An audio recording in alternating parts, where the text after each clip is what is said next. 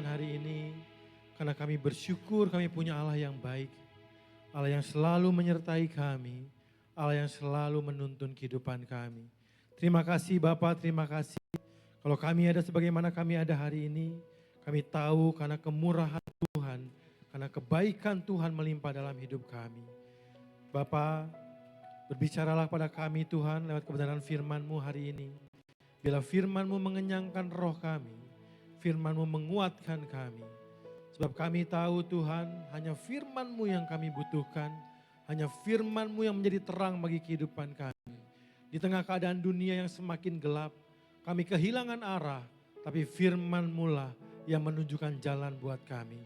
Terima kasih Bapa, terima kasih.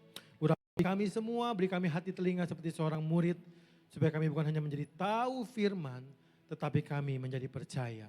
Hanya di dalam nama Tuhan Yesus kami sambut firman-Mu, sama-sama kita katakan amin. Beri kemuliaan buat Tuhan kita. Silakan duduk Bapak Ibu Saudara, katakan kanan kirinya Tuhan Yesus baik. Shalom, salam sejahtera buat kita semua Bapak Ibu Saudara. Dan hari ini saya akan bagikan sama dengan apa yang saya bagikan di ibadah yang pertama. Judulnya adalah tetap setia. Kita lihat di dalam Maliaki pasal yang ketiga ayat yang ke-6 sampai dengan yang ke-7. Saya bacakan dalam terjemahan firman Allah yang hidup, dikatakan demikian. Karena aku Tuhan, aku tidak berubah. Itulah sebabnya kamu hai keturunan Yakub tidak dibinasakan sama sekali. Karena belas kasihanku tetap untuk selama-lamanya. Walaupun sejak dulu kamu telah membenci hukum-hukumku, namun kamu masih boleh kembali kepadaku. Firman Tuhan semesta alam. Kembalilah kepadaku dan aku akan mengampuni kamu, tetapi kamu berkata, kami belum pernah meninggalkan engkau, bagaimana kami harus kembali. Nah Bapak Ibu Saudara kasih Tuhan, kita tahu bahwa hidup ini selalu mengalami perubahan. Dunia selalu berubah dan kita manusia Bapak Ibu Saudara, kita beradaptasi dengan perubahan dunia, sehingga seringkali kita juga berubah di hadapan Tuhan. Tetapi firman Tuhan hari ini mengatakan bahwa karena aku Tuhan, aku tidak berubah. Sekalipun manusia berubah Bapak Ibu Saudara, Tuhan menyatakan dirinya, Tuhan berkomitmen di hadapan kita bahwa Dia adalah Allah yang tidak pernah berubah. Dikatakan bahwa kamu ya dari dulu sudah membenci hukum-hukumku, tetapi kata Tuhan kamu masih boleh kembali kepadaku. Dan kita kadang bilang sama Tuhan, kami gak pernah meninggalkan engkau Tuhan. Kami mungkin gak pernah pindah agama Tuhan. Saya mungkin gak pernah pindah-pindah gereja Tuhan. Saya selalu datang ke gereja, saya setia ibadah sama Tuhan. Tetapi saudara perlu mengetahui bahwa Tuhan bukan melihat kehadiran saudara, tapi Dia melihat kesungguhan saudara. Yang mengerti katakan amin. Mungkin hari ini Bapak Ibu Saudara, saudara datang ke gereja ya.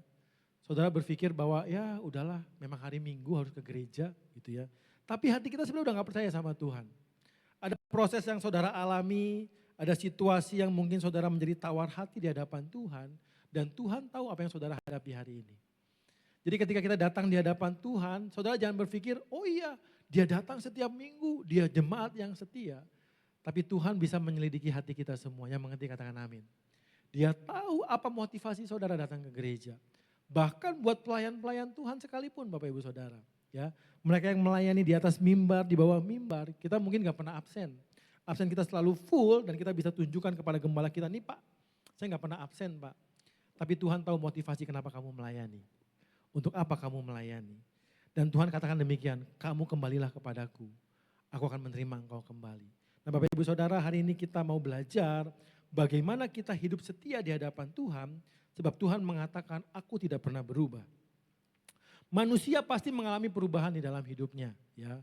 Yang paling gampang adalah kita belajar dari tubuh fisik kita Bapak Ibu Saudara. Kita dari kecil bertumbuh semakin besar, makin dewasa. Ya tadinya rambut hitam jadi putih. Tadinya gak ada kumis, tumbuh kumis gitu ya. Tulang-tulang kita semakin kuat, tapi bertambahnya usia Bapak Ibu Saudara kembali berubah. Ya, kita semakin keriput gitu kan. Keadaan tulang-tulang kita semakin lemah. Dan manusia pasti mengalami perubahan dalam hidupnya. Dan perubahan itu bisa merubah hati manusia. Ya. Dulu kita sehat Bapak Ibu Saudara. Ketika kita sehat, kita semangat melayani Tuhan. Tetapi ketika Tuhan izinkan ada sakit penyakit dalam hidup kita mulai berpikir, aduh Tuhan ini gak sayang sama saya nih Pak kayaknya. kok saya diizinkan sakit ya Pak? Ya, kita datang ke gereja udah dengan tawar hati, udah gak percaya sama Tuhan sih Pak sebenarnya Pak. Tapi kalau gak ke gereja nanti dicariin sama Ibu Gembala. Ibu Gembala kan merhatiin semua nih jemaat nih. Tahu loh Ibu Gembala, Bapak Ibu gak hadir. Ya, di absen Pak nanti saya Pak. Ya Tuhan tahu motivasi kita Bapak Ibu Saudara. Dan manusia itu bukan hanya pasti berubah, dia mudah berubah dengan keadaan Bapak Ibu Saudara. Ya, apa yang merubah kita? Keadaan kita. Dulu kita nggak punya apa-apa, kita nggak bisa apa-apa Bapak Ibu Saudara. Saudara diproses ekonomi, belum punya kerjaan, nggak punya uang, rumah masih ngontrak. Datang ke gereja dengan semangat, datang sama gembala, Pak doakan saya. Hampir tiap minggu ditumpang tangan Bapak Ibu Saudara sama gembalanya. Tapi ketika sudah dipulihkan sama Tuhan, ekonomi semakin membaik, punya pekerjaan Bapak Ibu Saudara, gajinya semakin meningkat, mulai sulit dicari sama gembalanya Bapak Ibu Saudara. Ya, di telepon gak diangkat, di WA gak dijawab, ya. Kenapa sibuk sekarang Pak? Kerjaan semakin banyak, ya. Bisnis saya semakin besar Pak. Saya gak sempat lagi ke gereja. Manusia berubah Bapak Ibu Saudara. Dulu gak punya apa-apa, diberkati berubah. Mungkin hari ini sudah dalam baik-baik saja keadaannya. Ya, ekonomi baik-baik saja, rumah tangga baik-baik saja, kesehatan baik-baik saja. Ketika ekonomi mulai diguncang, bisnis mulai sedang gak baik-baik saja Bapak Ibu Saudara. Lalu kita bilang sama Tuhan, Tuhan kenapa saya ngalamin ini? Kenapa saya diproses keuangan seperti ini Tuhan? Udahlah gak ada gereja-gerejaan lagi. Berubah Bapak Ibu Saudara. Dulu punya apa-apa, diproses Tuhan kita berubah. Dulu gak punya apa-apa, diberkati Tuhan kita berubah Bapak Ibu Saudara. Dan yang ketiga, manusia itu suka yang namanya perubahan. Ya. Manusia itu mudah bosan dalam hidupnya Bapak Ibu Saudara. Jadi kadang sering kita mencari perubahan dalam hidup kita. Kita mencari situasi yang baru, kita menginginkan sesuatu yang baru di dalam kehidupan kita. Tetapi Tuhan katakan sekalipun kamu berubah, Tuhan tidak pernah berubah. Mazmur 107 ayat 1 mengatakan, pemazmur mengatakan demikian Bapak Ibu Saudara. Bersyukurlah kepada Tuhan sebab ia baik bahwasanya untuk selama-lamanya apa? Kasih setianya. Ya. Jadi Daud mengatakan di dalam Mazmur ini bahwa sekalipun manusia berubah, tapi Tuhan dia punya kasih dan setia yang tidak pernah berubah, yang selalu sama, yang selalu ada selama-lamanya dalam kehidupan saudara. Jadi boleh dikatakan Bapak Ibu Saudara, manusia itu mudah berubah, Tuhan tidak mudah berubah. Manusia suka berubah, Tuhan gak suka berubah.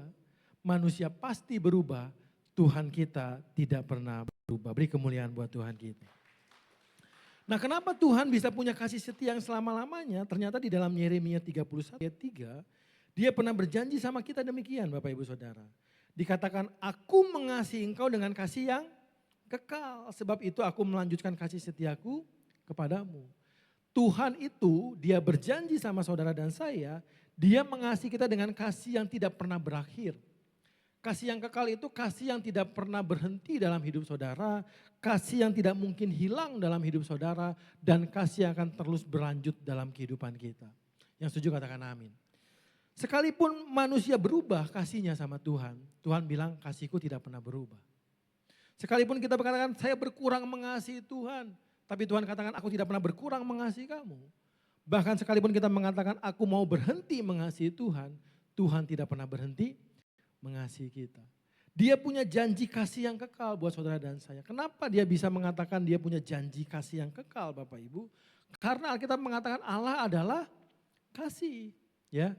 Jadi kasih itu adalah identitasnya Allah. Kasih itu adalah keberadaan Allah sendiri Bapak Ibu Saudara. Jadi Allah gak mungkin tidak mengasihi kita dan Allah tidak bisa berhenti mengasihi kita. Sebab kalau dia berhenti mengasihi saudara, berarti dia berhenti menjadi Allah. Dia kehilangan identitasnya, dia kehilangan eksistensinya di dalam kasih.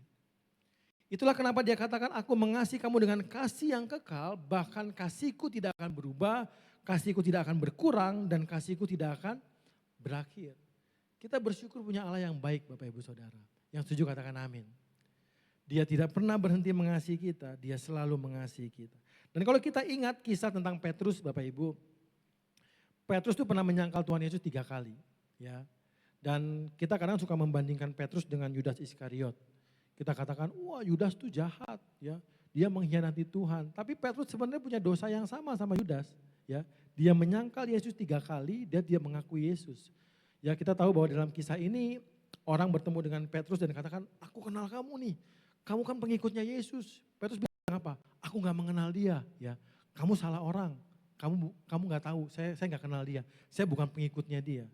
Dan 3 kali Petrus lakukan itu, Bapak Ibu Saudara. Dan Petrus sadar dia melakukan kesalahan di hadapan Tuhan. Dan mungkin dia berpikir bahwa saya nggak layak lagi jadi muridnya Tuhan Yesus. Saya nggak layak lagi ya menjadi orang percaya. Mungkin dia berpikir seperti itu. Dan apa yang dilakukan Petrus akhirnya dia kembali kepada kehidupan lamanya. Dia kembali menjadi nelayan dan dia tidak lagi menjadi murid yang setia kepada Tuhan. Dia berubah kasihnya kepada Tuhan. Tetapi kalau kita baca di dalam Alkitab dengan baik Bapak Ibu Saudara, ketika Yesus bangkit dari kematian, yang Yesus lakukan pertama kali adalah apa? Dia mencari Petrus. Ya. Dan ketika Tuhan Yesus bertemu dengan Petrus, Bapak Ibu Saudara, Tuhan tidak menghakimi Petrus dengan kesalahannya. Dia tidak menyalahkan Petrus, tetapi yang dia katakan adalah, Simon anak Yohanes, apakah engkau mengasihi aku? Ya. Jadi sekalipun Petrus berubah kasihnya sama Tuhan, Tuhan bilang sama Petrus, aku gak pernah berubah mengasihi kamu Petrus. Itulah kenapa dia katakan, Simon anak Yohanes apakah engkau mengasihi aku? Tuhan bukan sungguh-sungguh bertanya sama Petrus, tetapi dia mau mengatakan, kamu mengasihi aku gak? Sebab aku tidak pernah berhenti mengasihi kamu. Kamu mengasihi aku gak? Sebab aku tidak pernah berkurang mengasihi kamu. Kamu mengasihi aku gak? Karena aku tidak pernah berhenti mengasihi kamu. Ya, 3 kali Tuhan Yesus tanya sama Petrus. Dan ini menunjukkan bahwa kasih Tuhan tidak pernah berubah sekalipun kasih kita berubah. Siapa bersyukur punya Tuhan yang mengasihi kita, beri kemuliaan buat Tuhan kita. Nah seringkali Bapak Ibu Saudara dalam kehidupan kita, ketika kita diproses sama Tuhan, kita berpikir bahwa Tuhan masalahku besar banget. Ya, pergumulanku ini luar biasa Tuhan. Dan aku kok gak bisa ngerasakan kasihnya Tuhan. Aku kok gak bisa merasakan hadirat Tuhan dalam hidupku. Ada sebuah perumpamaan yang menarik Bapak Ibu Saudara. Suatu kali ada seorang anak, dia pulang sekolah minggu, dia datang sama ayahnya. Lalu dia bertanya, papi tadi aku di sekolah minggu guruku mengatakan bahwa kasih Tuhan tuh besar. Ya, Tuhan tuh mengasihi kita dengan kasih yang besar. Sebesar apa sih papi? Ya, papinya bingung Bapak Ibu Saudara. Lalu dengan hikmat Tuhan tiba-tiba dia menunjuk sebuah pesawat yang melintas di atas mereka dan dia bilang sama anaknya, coba kamu lihat pesawat di atas sana. Ya, berapa besar pesawat itu menurut kamu? Jadi anak ini mengulurkan tangannya Bapak Saudara. Dia ulurkan tangannya, dia bandingkan pesawat yang dia lihat itu dengan telapak tangannya. Dan dia mengatakan kepada papinya, papi ternyata pesawat itu kecil. Bahkan lebih kecil dari telapak tanganku, aku bisa menggenggam pesawat itu. Lalu ayahnya membawa anak itu ke sebuah airport yang ada di kota mereka. Dan sesampainya di sana Bapak Ibu Saudara, anak ini kaget karena di depan dia ada sebuah pesawat yang begitu besar. Dan dia menanyakan, papi apakah ini pesawat yang tadi aku lihat? Papinya bilang, iya ini pesawat yang tadi kamu lihat. Lalu dia kembali mengulurkan tangannya dan dia mengatakan, ternyata pesawat itu besar ya papi. Dan ayahnya bilang, pesawat itu besar karena kamu dekat dengan pesawat tersebut. Ketika kamu jauh, maka kamu akan melihat pesawat itu kecil. Kamu bukan hanya bisa lihat pesawat ini besar, tapi kamu bisa masuk ke dalam pesawat itu. Nah Bapak Ibu Saudara, pelajaran apa yang bisa kita pelajari dari kisah ini? Seringkali kita terlalu dekat dengan masalah kita dan kita terlalu jauh dengan Tuhan kita. Sehingga kita mengatakan kasih Tuhan itu kecil. Aku gak bisa ngerasain kasih Tuhan. Tapi kita mengatakan bahwa masalahku terlalu besar Tuhan. Ketakutanku terlalu besar. Kekecewaanku terlalu besar. Kemarahanku terlalu besar. Tapi hari ini kita mau belajar Bapak Ibu Saudara. Kita harus mendekat kepada Tuhan. Semakin dekat dengan Tuhan, kita bisa merasakan betapa besarnya kasih Tuhan. Bukan hanya kita bisa lihat betapa besarnya kasih Tuhan, tapi kamu bisa masuk ke dalam kasih itu.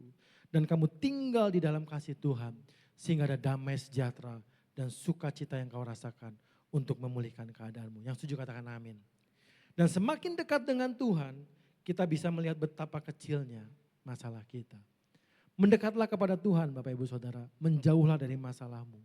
Kau akan melihat kasih Tuhan begitu besar dan masalahmu adalah masalah yang kecil di hadapan Tuhan. Beri kemuliaan buat Tuhan kita.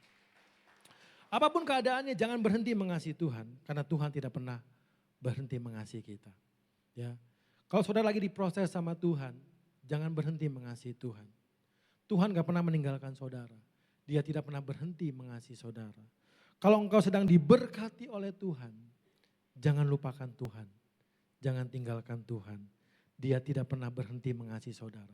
Sekalipun kasihmu berubah mungkin kepada berkat-berkat Tuhan. Tuhan katakan kasihku kepadamu tidak pernah berubah.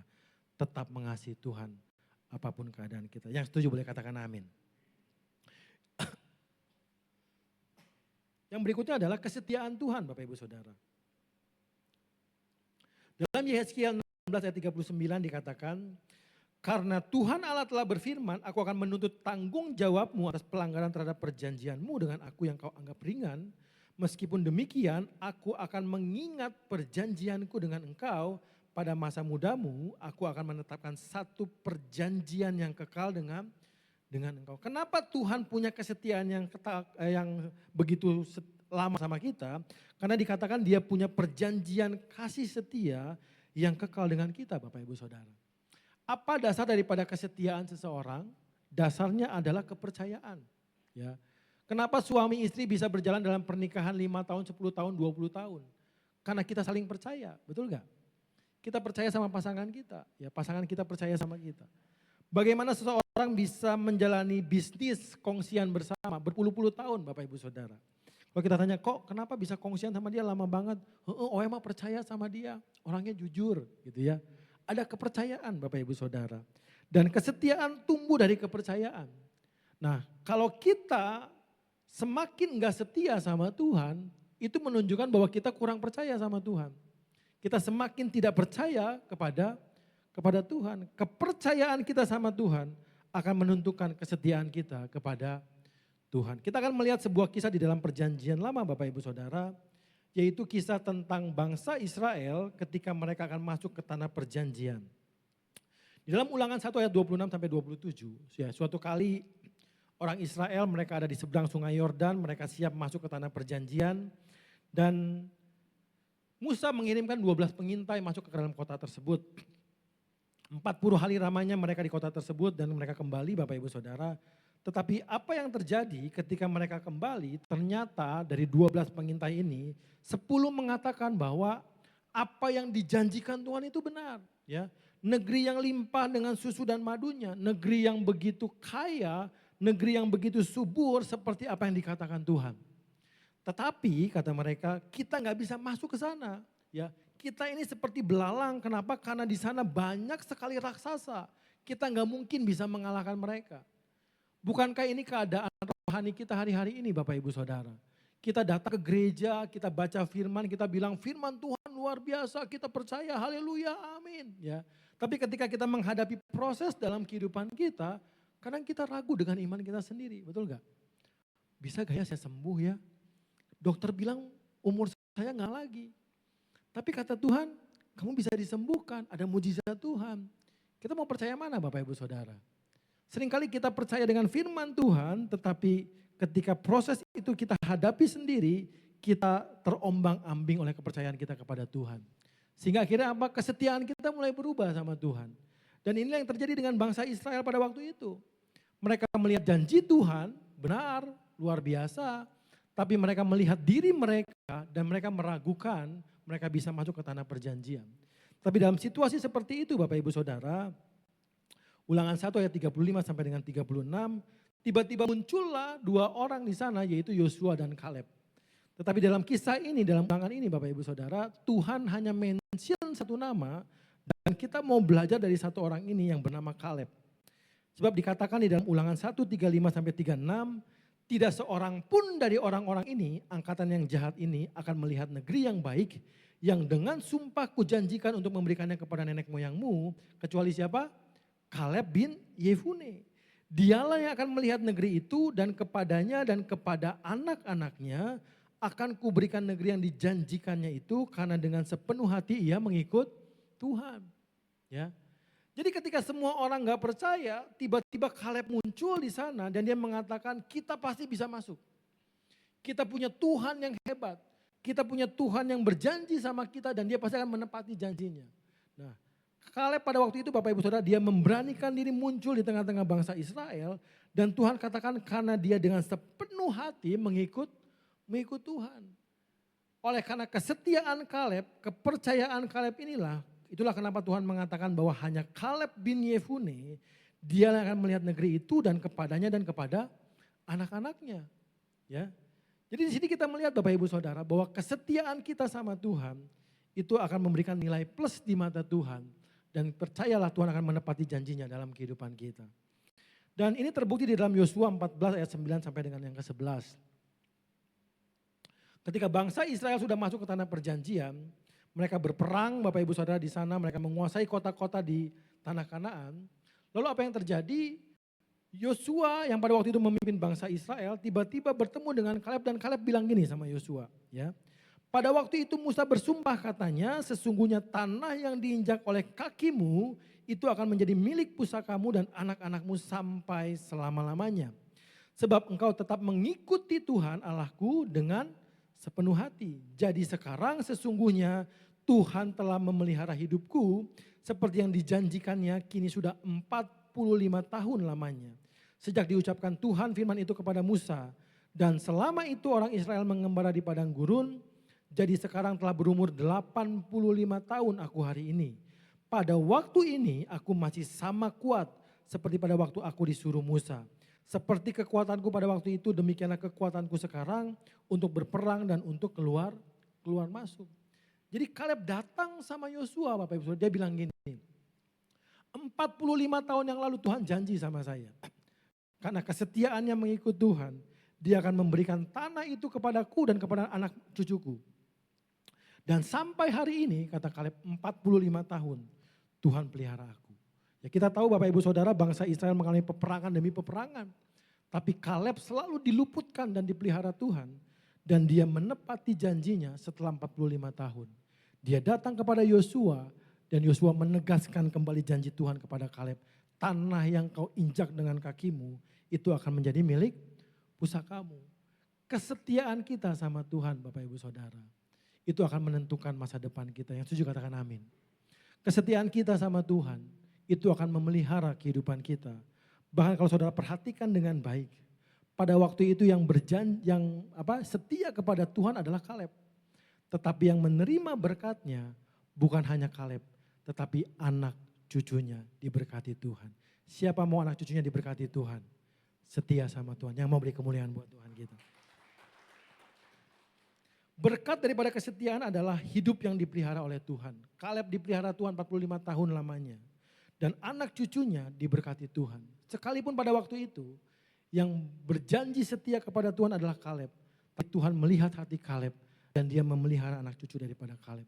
Kalau hari ini Bapak Ibu Saudara, apapun pergumulan yang kau hadapi dan kau memutuskan Tuhan, aku mau tetap setia sama Tuhan. Percayalah, bukan hanya engkau dipelihara Tuhan. Anak cucu dan keturunan kita akan dipelihara Tuhan dengan baik. Ada sebuah kisah Bapak Ibu Saudara yang dipelihara oleh orang Jepang dan mungkin saudara pernah menonton filmnya yaitu film Hachiko. Ya, ada yang pernah nonton Bapak Ibu Saudara? Seekor anjing yang sangat setia. Ya. Hachiko ini adalah jenis anjing Akita, ya, jenis anjing ras di Jepang. Dan anjing ini punya kisah yang luar biasa sehingga diabadikan dalam sebuah film. Bahkan sejarahnya dikenang sampai dengan hari ini oleh masyarakat Jepang dan dijaga dengan baik oleh pemerintah Jepang. Hachiko adalah anjing yang dipungut oleh seorang profesor bernama Hidesaburo Ueno. Ya, dia adalah seorang dosen di Universitas Tokyo. Ya, jadi dia tinggal di daerah Shibuya, Bapak Ibu Saudara, dan setiap hari dia harus berangkat ke kampusnya dengan menggunakan kereta api. Dan Hachiko selalu menemani profesor ini. Jadi setiap pagi Bapak Ibu Saudara ketika berangkat ke kantor mau kerja, dia ke stasiun ya, Hachiko selalu menemani tuannya sampai dia naik ke kereta. Ketika tuannya sudah pergi naik kereta Bapak Ibu Saudara, dia kembali ke rumahnya dan nanti sore hari dia datang lagi ya. Dia mau jemput tuannya di stasiun. Setiap hari dia lakukan itu bertahun-tahun Bapak Ibu Saudara sampai akhirnya pada tahun 1924 Profesor Ueno ini tiba-tiba mengalami sakit jantung di universitasnya. Dia meninggal di sana dan Hachiko nggak tahu Bapak Ibu Saudara. Dia kan nggak ngerti ya bahasa manusia ya. Mungkin tetangganya udah ngomong, Hachiko, Tuhan kamu udah meninggal. Tapi dia nggak ngerti. Nah apa yang dilakukan? Dia setiap sore datang ke stasiun itu Bapak Ibu Saudara. Pagi-pagi dia datang seolah-olah mengantar tuannya. Dan sore hari dia datang kembali seolah-olah menjemput tuannya. Tapi dia nggak pernah menemui tuannya Bapak Ibu Saudara. Dan dicatat bahwa selama 9 tahun, 9 bulan, 15 hari. Sampai akhirnya tanggal 8 Maret 1935, Hachiko itu mati di stasiun. Ya, dan karena kesetiaannya dan semua orang di stasiun itu tahu siapa Hachiko, dia akhirnya dibuatkan sebuah patung kecil di stasiun Shibuya, sehingga kalau saudara ke Jepang suatu hari nanti ya, saudara akan lihat di depan stasiun Shibuya itu ada sebuah patung anjing kecil dari tembaga, dan itu adalah lambang daripada kesetiaan seekor anjing kepada tuannya. Dan semuanya ini dikenang oleh bangsa Jepang Bapak Ibu Saudara. Nah next, anjing Akita adalah anjing yang berharga oleh pemerintah Jepang. Dipelihara dengan baik rasnya Bapak Ibu Saudara, dan dihormati sebagai simbol daripada kesetiaan. Ya. Kisahnya selalu diceritakan kepada orang lain untuk melambangkan kesetiaan. Dia dikenang, dia punya sejarah yang membanggakan buat orang Jepang. Dan kalau kita lihat hari ini Bapak Ibu Saudara, ternyata anjing ras Akita ini harganya itu sangat mahal. Ya. Anakan anjing daripada Akita ini harganya 40, 70 sampai 100 juta Bapak Ibu Saudara. Harganya sangat mahal. Dari sini kita belajar sesuatu bahwa ketika kita setia sama Tuhan, maka kita ini berharga di mata Tuhan. Amin. Ketika kita setia sama Tuhan, maka Tuhan menilai kamu mahal di mata Tuhan. Kamu akan dikenang oleh Tuhan, bahkan dihormati oleh Tuhan. Sama halnya seperti anjing Akita Bapak Ibu Saudara. Ketika kamu punya kesetiaan sama Tuhan, Tuhan akan pelihara kamu. Sampai hari ini anakan daripada anjing Akita harganya mahal. Kalau engkau setia hari ini sama Tuhan, bukan hanya engkau di hadapan Tuhan mahal, tetapi anak cucu kita akan mahal di hadapan Tuhan. Amin. Kata Kaleb Bapak Ibu Saudara, ya, tadi kita baca tentang kisah Kaleb. Ternyata kata Kaleb dalam bahasa aslinya adalah seekor anjing. Bukan sebuah kebetulan bahwa kesetiaan Kaleb Bapak Ibu Saudara melambangkan kesetiaan seekor anjing kepada tuannya. Demikianlah kita anak-anak Tuhan. Kita punya kesetiaan kepada Tuhan di hadapannya. Supaya apa? Supaya kita dipelihara dengan baik oleh Tuhan dalam hidup kita. Beri kemuliaan buat Tuhan kita. Mari kita bangkit berdiri bersama Bapak Ibu Saudara. Saya undang imam musik bisa naik ke atas. 1 Samuel 26 ayat 23 mengatakan, Tuhan akan membalas kebenaran dan kesetiaan setiap orang. Kesetiaan kita tidak pernah sia-sia di hadapan Tuhan. Ketika saudara memilih setia sama Tuhan, maka Tuhan akan melihat ada satu nilai plus yang akan Tuhan perhatikan dalam hidup saudara. Mungkin hari-hari ini Bapak Ibu Saudara dalam keadaan ekonomi yang gak baik, dalam situasi yang gak baik. Kita bingung apa yang harus kita wariskan buat anak cucu kita. Ya, banyak orang yang mulai berinvestasi emas, mereka mulai menanam saham Bapak Ibu Saudara. Kita katakan ini buat anak cucu saya Pak, supaya mereka bisa terpelihara masa depannya. Tapi sampai hari ini Bapak Ibu Saudara, apa yang bisa kita pegang di dunia ini? Harga emas bisa turun tiba-tiba. Harga saham bisa anjlok tiba-tiba. Enggak ada yang pasti di dunia ini Bapak Ibu Saudara. Kita tinggal di dunia di mana ketidakpastian adalah sebuah kepastian. Dan kepastian adalah sebuah yang tidak pasti. Enggak ada yang bisa kita pegang di tengah-tengah dunia ini. Tetapi hari ini kita belajar bahwa Tuhan selalu membalas kesetiaan setiap orang. Kesetiaan kepada Tuhan adalah investasi kehidupan yang paling berharga. Kalau saudara gak punya apa-apa untuk diberikan kepada anak cucu saudara, cukup setia sama Tuhan hari ini. Cukup setia sama Tuhan. Dia akan pelihara kehidupanmu. Dia akan pelihara anak-anakmu. Bahkan cucumu akan dipelihara di hadapan Tuhan. Jangan takut dengan dunia ini Bapak Ibu Saudara. Tidak ada yang bisa kita pegang di dunia ini. Cuma janji Tuhan yang bisa kita pegang. Dia Allah yang setia. Dia tidak pernah meninggalkan kita.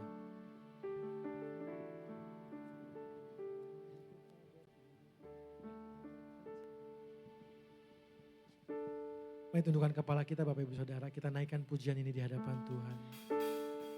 Sebagai pernyataan iman kita, sekalipun mungkin masalah kita belum berakhir sampai hari ini.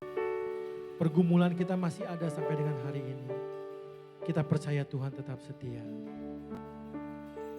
Walaupun gunung itu tak berpindah, tetap percaya Kau yang punya kuasa. Sekalipun ku jalan lembah gelap, tak mengapa asa Kau di sampingku. Walaupun masalahku masih ada, tetap percaya rencanamu terindah. Pribadiku takkan pernah berubah. Iman yang aku pegang padamu Tuhan yang setia.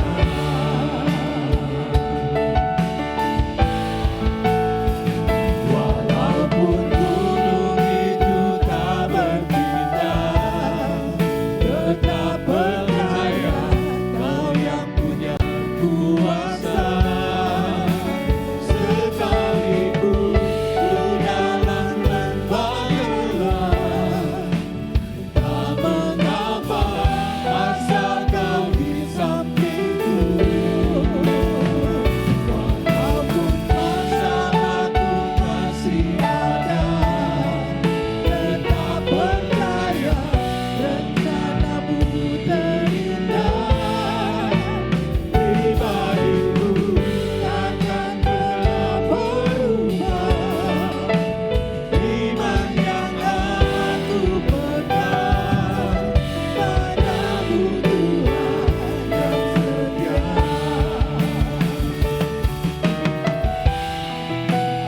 Iman yang aku pegang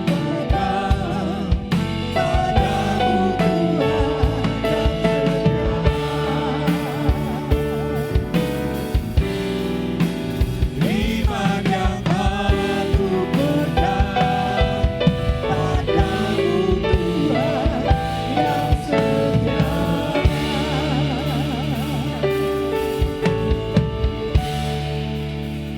Tuhan, terima kasih buat firman-Mu hari ini. Engkau mengingatkan kami bahwa kasih dan setiamu untuk selama-lamanya dalam hidup kami. Sekalipun kami tidak setia sama Tuhan, mungkin kasih kami mulai berkurang sama Tuhan. Tapi yang kami tahu, kasih-Mu tidak pernah berkurang dalam hidup kami. Tuhan, kami mau belajar seperti Kaleb. Kami mau belajar untuk menjadi setia di hadapan Tuhan. Sekalipun banyak hal yang gak mungkin di hadapan kami, tetapi kami mau tetap percaya sama Tuhan.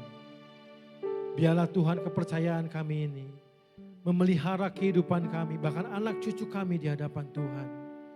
Sekalipun pergumulan kami masih ada sampai hari ini Tuhan. Proses kami masih ada begitu besar di hadapan kami. Kami mau mendekat sama Tuhan. Kami mau merasakan kasih Tuhan. Bahkan kami mau tinggal di dalam kasih Tuhan. Sebab kami tahu tidak ada yang mustahil di hadapan Tuhan. Bersama Engkau Tuhan, kami akan mengalami kemenangan. Bahkan janji-janji Tuhan akan digenapi dalam kehidupan kami. Terima kasih Tuhan, terima kasih. Berkati umat-Mu di tempat ini. Biarlah di dalam pergumulan mereka, di dalam keadaan baik atau keadaan tidak baik yang mereka alami hari ini, mereka memutuskan untuk tetap setia di hadapan Tuhan. Tidak sedikit pun kami goyah, tidak sedikit pun kami akan meninggalkan Tuhan. Tetapi kami akan meneguhkan iman kami bahwa Engkau Allah yang setia buat kami. Terima kasih Bapa, terima kasih. Di dalam nama Tuhan Yesus sama-sama kita katakan, amin. Beri kemuliaan buat Tuhan.